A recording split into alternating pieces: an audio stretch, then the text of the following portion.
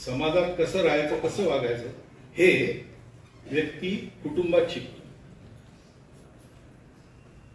संख्येचा उल्लेख झाला, जनसंख्या कमी होते फार चिंता आहे. चिंतेचा विषय आहे त्याचं कारण ते शास्त्र, लोकसंख्या शास्त्र जे आधुनिक ते असं सांगतं की 2.1च्या खाली जायला लागलो तर तो समाजच नष्ट होतो.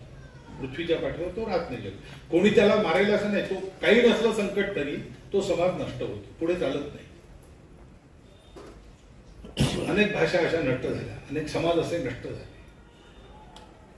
2.1च्या खाली येत्या कामामध्ये आपल्या देशाची जनसंख्या नीती 1998 वगैरे मध्ये ठरली का 2002 मध्ये ठरली, साल माहित नाही मला, पण त्याच्यातही असं सांगतात की 2.1च्या खाली नको.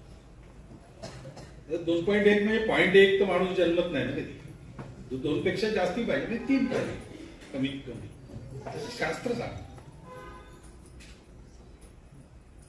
पण ही संख्या ही याकरता महत्वाची आहे की टिकलं पाहिजे की नाही,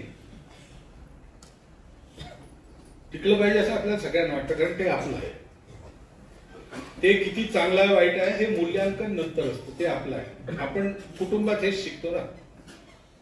निरनिराळे प्रकार असतात व्यक्तींच्या कुटुंबात. 4 भाऊ असले, 3 भाऊ असले, 2 भाऊ असले, एक दुसऱ्यासारखा नसतो. स्वभावही कधी कधी अलग असतात. एकमेकांना पटेलच असं नाही आहे, पण तरी आपलेपणा असतो. अरे मग तो असा वागतो तो तू काही झालं तरी भाऊ आहे ना माझा. गांधीजींना एक मुलगी भेटली, ते